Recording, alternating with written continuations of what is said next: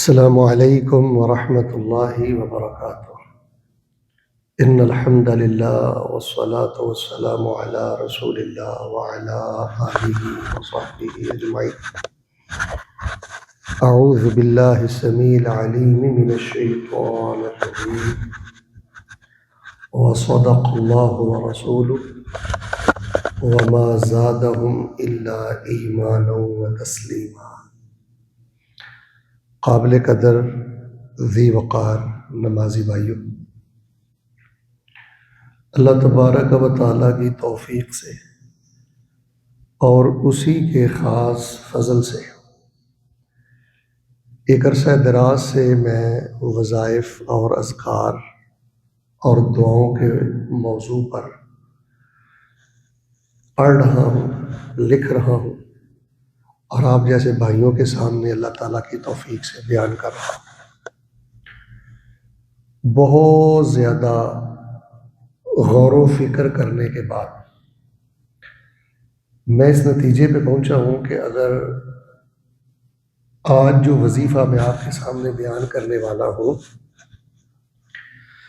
اگر اس وظیفے کو اچھی طرح سمجھ لیا جائے اور انسان اس کو پڑھتا رہے، اس پہ غور کرتا رہے، تو اللہ تبارک و تعالیٰ کی زمین سے فرقہ واریت ختم ہو جائے، بدسکونی بھی ختم ہو جائے، بلکہ اب یقین جانے کہ زندگی کے تمام مسائل حل ہو جائے اگر آج کے مسلمان پوری امانت داری کے ساتھ تعصب کی اینک اتار کر اس وظیفے کو سمجھ لیں اور اس کو ہمیشگی سے پڑھتے رہیں۔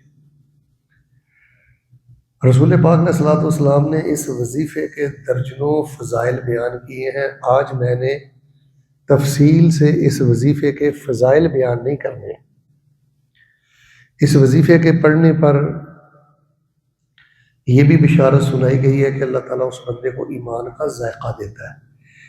آپ روز بخاری کھاتے ہیں، آپ سمک مشوی کھاتے ہیں، مگلی کھاتے ہیں، آپ کوئی کڑھائی کھاتے ہیں یا کوئی سبزی یا کوئی بھی آپ پھل فروٹ کھاتے ہیں تو اس کا ایک ذائقہ ہے۔ اسی طرح کہ ایمان کا بھی ذائقہ ہے جو کہ بڑا یونیک ذائقہ ہے۔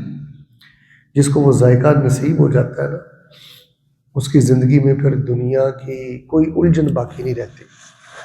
تو رسول پاک علیہ السلام نے یہ بشارت دی ہے کہ یہ وظیفہ پڑھنے والا انسان جو ہے اللہ اس کو ایمان کا ذائقہ دیتا ہے، اور اگر اذان کے بعد اس کو پڑھ لیں تو اللہ تعالیٰ گناہ معاف کرتا ہے، اس سے فرشتے محبت کرتے ہیں۔ ہاں جناب نے فرمایا وہ بندہ عذاب قبر سے محفوظ ہوگا جو بندہ یہ وظیفہ پڑھتا ہے۔ قیامت کے روز اللہ تعالیٰ اس کو خوش کریں گے، جنت اس پہ واجب ہوگی۔ ہاں جناب علیہ السلام اپنے ساتھ اس بندے کو جنت میں لے کے جائیں گے۔ تو وہ وظیفہ کون سا ہے؟ وہ وظیفہ ہے رضیت باللہ ربا وبالاسلام دینا وبمحمد نبیا۔ حدیث میں نبیہ بھی آتا ہے اور وبمحمد رسولہ بھی آتا ہے۔ آپ اگر اس طرح پڑھ لیں رضیت باللہ ربا وبالاسلام دینا وبمحمد نبیا، یہ بھی ٹھیک ہے۔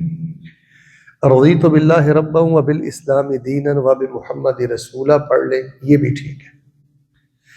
اب اس وظیفے کو بعض احباب پڑھتے تو ہیں لیکن وہ سمجھ کر نہیں پڑھتے، اسی لیے وہ فرقہ واریت کا شکار ہو جاتے ہیں، شرک کا شکار ہو جاتے ہیں، بدعت کا شکار ہو جاتے ہیں، تعصب کا شکار ہو جاتے ہیں۔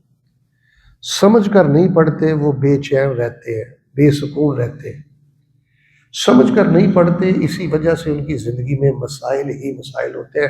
ورنہ اقسم برب العالمین، یہ میں آپ کو پورے رسوخ سے بات کہتا ہوں کہ جو مسلمان اس وظیفے کو سمجھ کے پڑھتا ہے نا، اللہ پاک اس کی شعبہ ہائے زندگی کے تمام مسائل کو حل فرما دیتے ہیں۔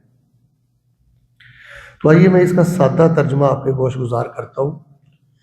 رضیت باللہ ربا وبالاسلام دینا وبمحمد نبیا، میں اللہ تعالیٰ کو اپنا رب مان کر خوش ہو گیا، اسلام کو اپنا دین مان کر خوش ہو گیا، اور حضرت محمد صلی اللہ علیہ وآلہ وسلم کو اللہ کا آخری نبی اور رسول مان کر خوش ہو گیا۔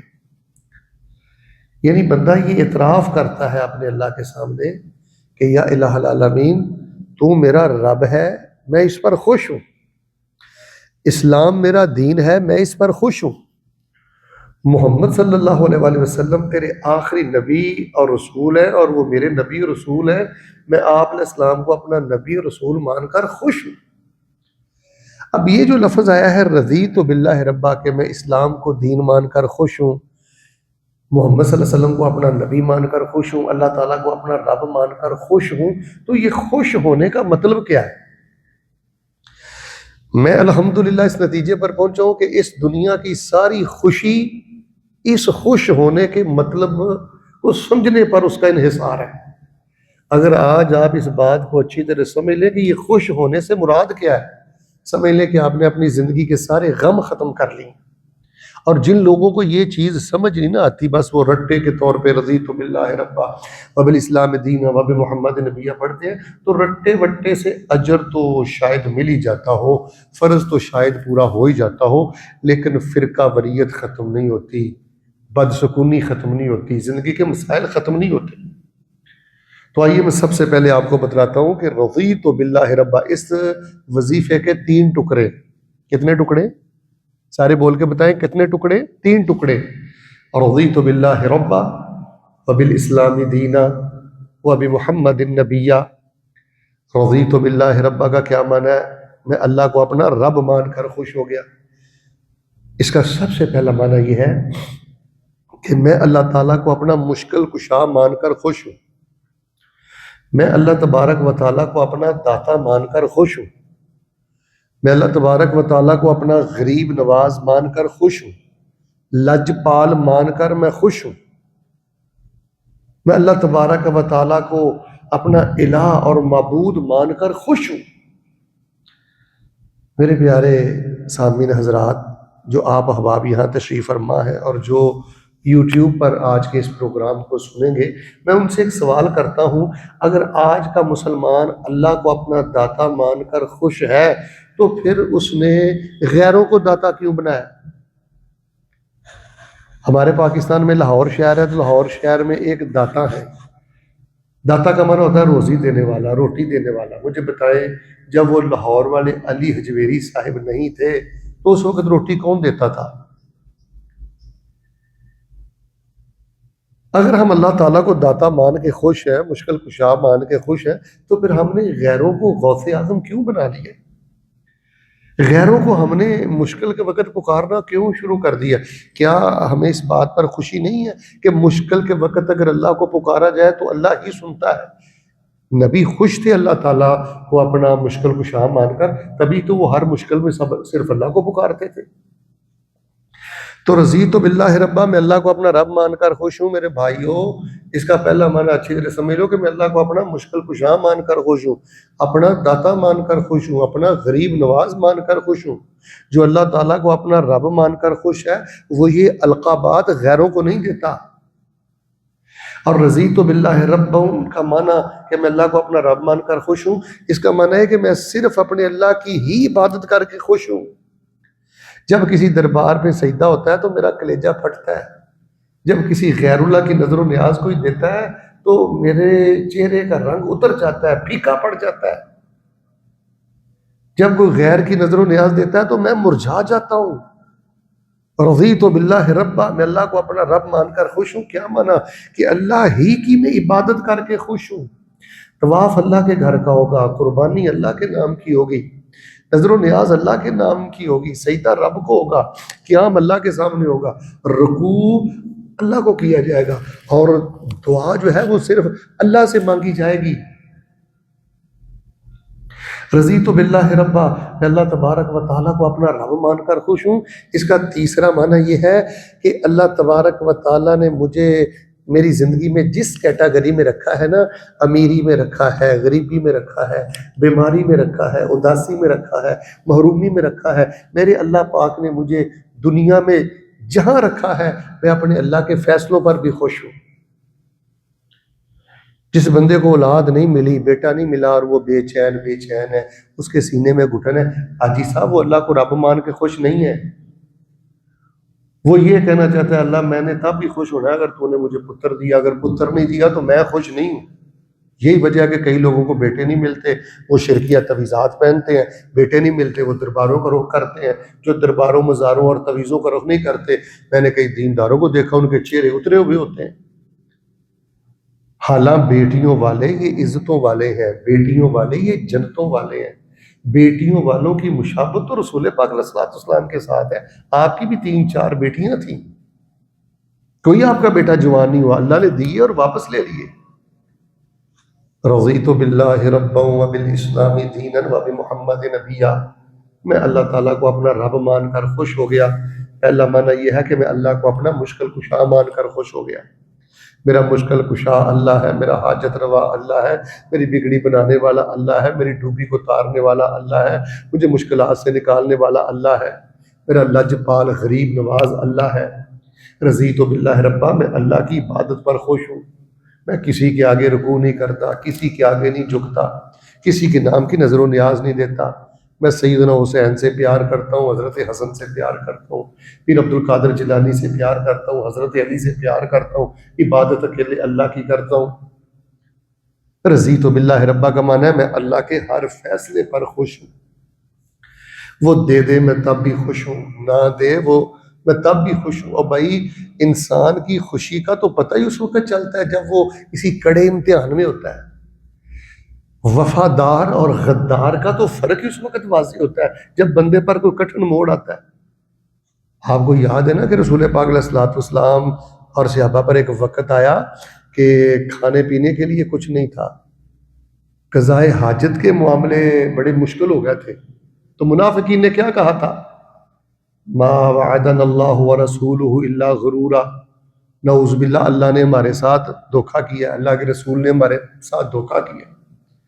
اور جن کے آپ روحانی بیٹے بیٹھے انہوں نے پتہ کیا کہا تھا؟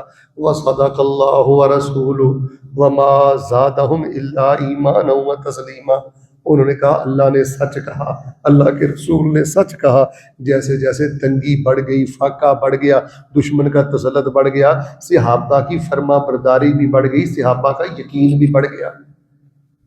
تو میرے پیارے بھائیو یاد رکھنا، مشرک آدمی، قبروں پہ سجدہ کرنے والا بندہ، غیروں کی نظر و نیاز دینے والا بندہ اللہ کو رب مان کے خوش نہیں ہے، وہ اللہ کا وفادار بندہ نہیں ہے۔ میرے مسلمان بھائیوں، مجھے اللہ کی عزت کی قسم ہے، اس میں کوئی فرقہ واریت نہیں، اس میں کوئی جھگڑے والی بات نہیں، سیدھی سی بات ہے، اللہ کو رب مان کے خوش ہو جائے، نبیوں اور ولیوں کی طرح اللہ کی چوکھٹ کے سچے مانگت بن جائیں، وہ دے دے تو پھر بھی خوش رہیں، وہ نہ دے تو ڈبل خوش رہیں، اللہ آپ کو بہت کچھ دینے والا ہے۔ اور میں یہ سمجھتا ہوں کہ اگر رضیت باللہ ربا وبالاسلام دینا وبمحمد نبیا یہ لوگوں کو وظیفہ سمجھ آ جائے تو شرک ختم ہو جائے، فرقہ واریت ختم ہو جائے۔ اور دوسرا ٹکڑا ہے وبالاسلام دینا، میں اسلام کو اپنا دین مان کر خوش ہو گیا ہوں۔ دعویٰ تو ہر بندہ کرتا ہے نا میں مسلمان ہوں، اور یقین کریں کہ ہر بندہ خود کو دین کا اور اسلام کا ٹھیکیدار سمجھتا ہے، وہ سمجھتا ہے کہ جیسا میں مسلمان ہوں میرے جیسا ہے ہی کوئی نہیں۔ لیکن میرے پیارے بھائیوں، اسلام کو دین مان کر خوش ہونے کا مطلب کیا ہے؟ وبالاسلام دینا، میں اسلام کو دین مان کر خوش ہوں، اس کا سب سے پہلا معنی یہ ہے کہ میں اسلامی تعلیمات پہ چل کر خوشی محسوس کرتا ہوں، جو مجھے اسلام نے کہہ دیا ہے وہی میری خوشی ہے۔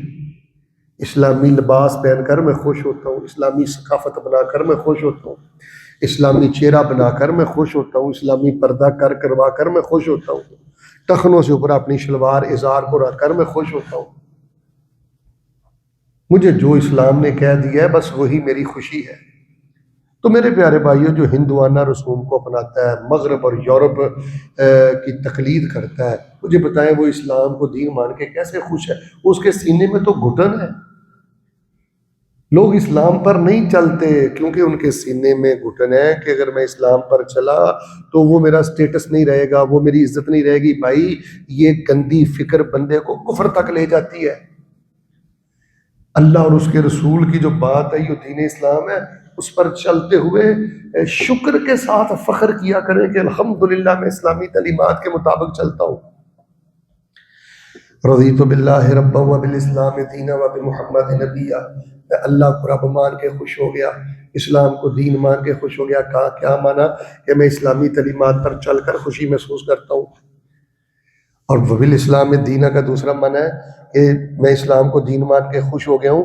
بندہ اسلام کو نافذ کرنے کے لیے کوشش کرتا ہے، اسلام کے نفوذ کے لیے کوشش کرتا ہے کہ قرآن کی بالادستی ہو، رسول اللہ کی سنت کی بالادستی ہو۔ یہ جو ہمارے بعض ممالک میں لوگ کہتے ہیں جی فلاں فقہ کا سکہ چلنا چاہیے، فلاں فقہ رائج ہونی چاہیے، بھائیو یہ سب جو فقہ کی باتیں ہیں اپنی جگہ ہیں، آپ خالص کتاب و سنت کے نفوذ کی بات کیا کریں۔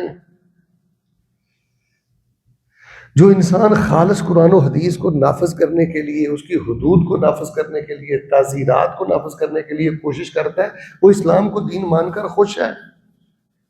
اور پھر میں آپ سے سوال کرتا ہوں، اگر میرے پیارے بھائیوں، چلے آپ کو تو اللہ نے چنا ہوا ہے، اگر ہمارے بر و صغیر پاک و ہند میں یا بنگلہ دیش میں، نیپال میں لوگ اسلام کو دین مان کر خوش ہیں، تو پھر آج مدارس کیوں بے آباد ہیں؟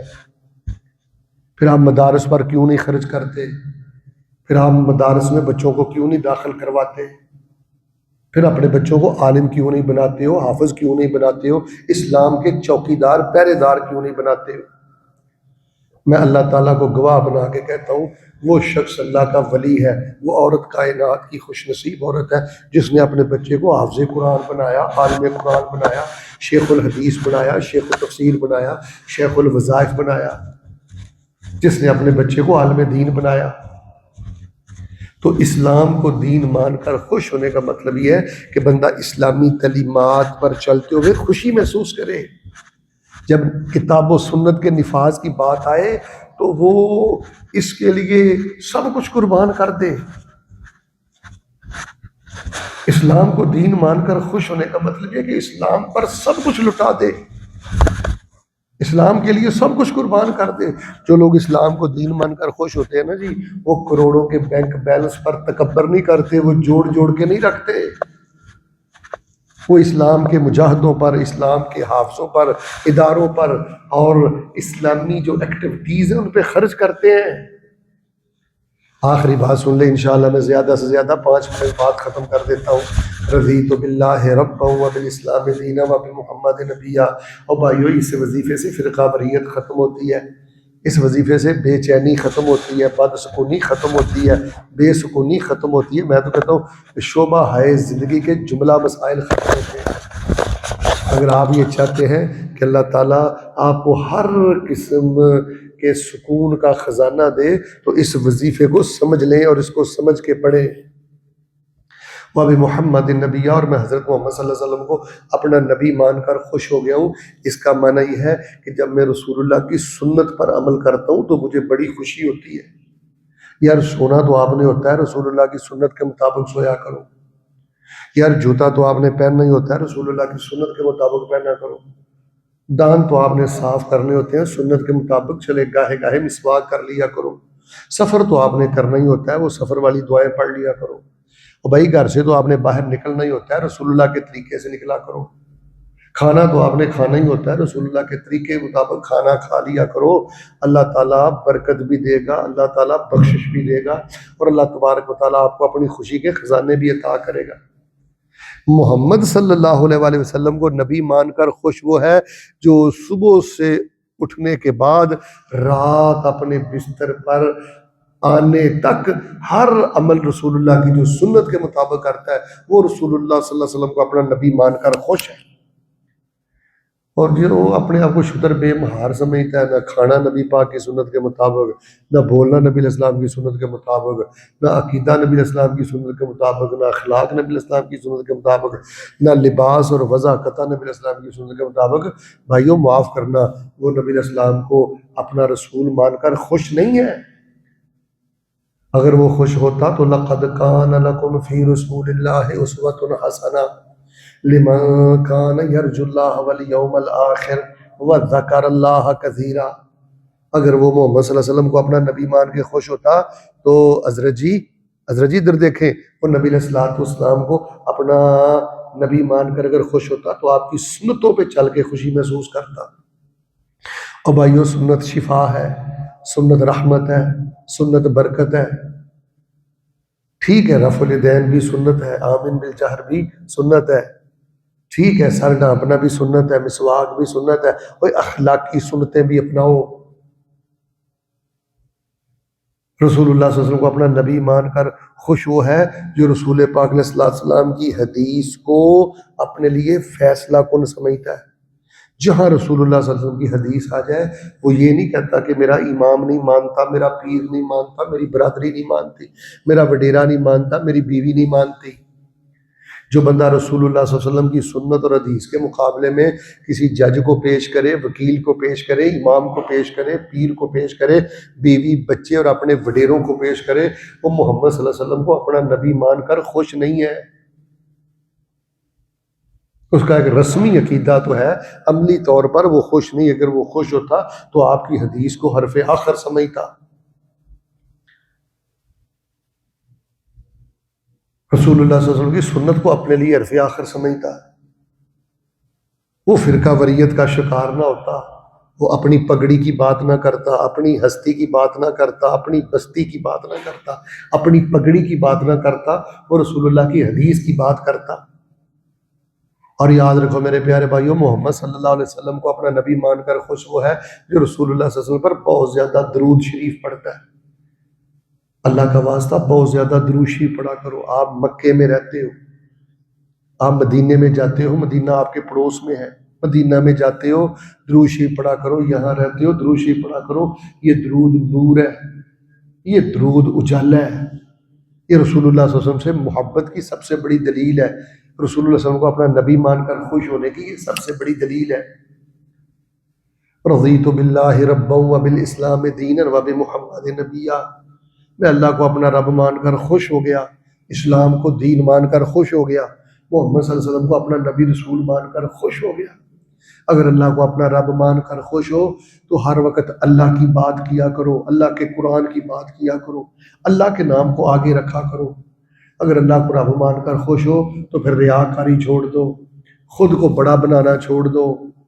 اگر اسلام کو دین مان کر خوش ہو تو دین پہ چل کے خوشی محسوس کیا کرو۔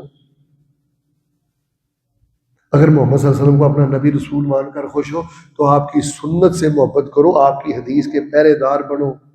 کوئی عقل کی وجہ سے حدیث کا رد کرتا ہے، کوئی سائنس کی وجہ سے حدیث کا رد کرتا ہے، کوئی الہاد کی وجہ سے حدیث کا رد کرتا ہے، کوئی کہتا ہے جی ٹھیک ہے حدیث تو ٹھیک ہے پر میرا امام نہیں مانتا۔ کئی لوگوں نے ننگے الفاظ میں یہ بات کتابوں میں لکھ دی ہے کہ حدیث تو ٹھیک ہے لیکن میری فقہ مجھے اجازت نہیں دیتی۔ میرے پیارے بھائیوں، ائمہ کا احترام کرے۔ بعض کتابوں میں ہم نے پڑھا ہے امام مالک رحمہ اللہ، امام ابو حنیفہ رحمہ اللہ، امام شافعی رحمہ اللہ، احمد بن حنبل رحمہ اللہ، اور داؤد ظہری رحمہ اللہ، اور سفیان ثوری رحمہ اللہ، سفیان بن عیینہ رحمہ اللہ، جتنے کبار محدثین گزرے ہیں ائمہ، انہوں نے واشگاف الفاظ میں یہ بات کہی تھی کہ اگر کوئی ہماری بات رسول اللہ صلی اللہ علیہ وسلم کی حدیث کے مقابلہ میں آ جائے تو آپ نے ہماری طرف نہیں دیکھنا۔ تو میرے پیارے بھائیوں، میں نے تھوڑے وقت میں آج آپ کو صرف ایک وظیفہ بتایا ہے، اور میں نے یہ دعویٰ نہیں کیا، میں نے یہ حقیقت آپ کے سامنے رکھی ہے۔ اگر یہ بندہ وظیفہ پڑھتا رہے، صبح بھی 3 دفعہ، شام کو بھی 3 دفعہ، اور چلتے پھرتے بھی پڑھتا رہے، آخری تشہد میں بھی پڑھتا رہے، کبھی کبھی سجدے میں بھی پڑھتا رہے، اور سوتے بھی پڑھتا رہے، اور اس کو سمجھتا رہے کہ میں اللہ کو رب مان کر خوش ہوں، اس کے فیصلوں پر خوش ہوں، اس کو اپنا معبود مان کر خوش ہوں، اسلام کو دین مان کر خوش ہوں، میرے اسلام جیسا کوئی دین نہیں۔ بھئی میں نے ہندوازم کو پڑھا ہے، یہودیت کو پڑھا ہے، عیسائیت کو پڑھا ہے، سکھ ازم کو پڑھا ہے، دہریوں کو پڑھا ہے، اتنا جامع دین کسی کے پاس نہیں ہے، کچھ نہیں ہے۔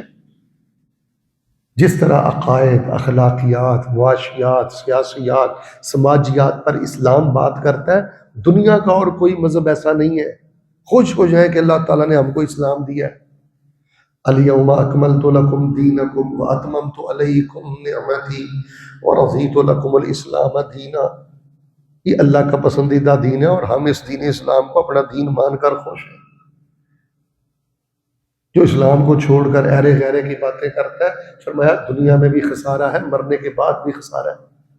تو بھائی اگر آپ محمد رسول اللہ صلی اللہ علیہ وسلم کو اپنا آخری نبی مانتے ہو تو حدیث کے وفادار بنو، سنت کے پہرے دار بنو، درود شریف کثرت سے پڑھو، ختم نبوت کے پہرے دار بنو، اپنے بچوں کو حدیثیں یاد کراؤ۔ وہ بندہ نبی علیہ السلام کو اپنا آخری رسول نبی مان کر خوش ہے جو روزانہ کوئی حدیث پڑھتا ہے، کوئی حدیث شیئر کرتا ہے، حدیث پہ عمل کرتا ہے، حدیث پہ غور کرتا ہے۔ تو اللہ تبارک و تعالیٰ کے حضور دعا ہے جی کہ اللہ تبارک و تعالیٰ ہمیں اذکار سمجھنے کی توفیق دے، وظائف سمجھنے کی توفیق دے۔ یہ جتنی خرابی آپ دیکھ رہے ہیں، بدعملی آپ دیکھ رہے ہیں، فرقہ وریت دیکھ رہے ہیں، بے سکونی دیکھ رہے ہیں، مسائل ہی مسائل دیکھ رہے ہیں، اس کی وجہ صرف اور صرف یہ ہے کہ نماز رٹے والی، قرآن رٹے والا، ذکر رٹے والا، اللہ کا واسطہ اس رٹے سے باہر نکلے۔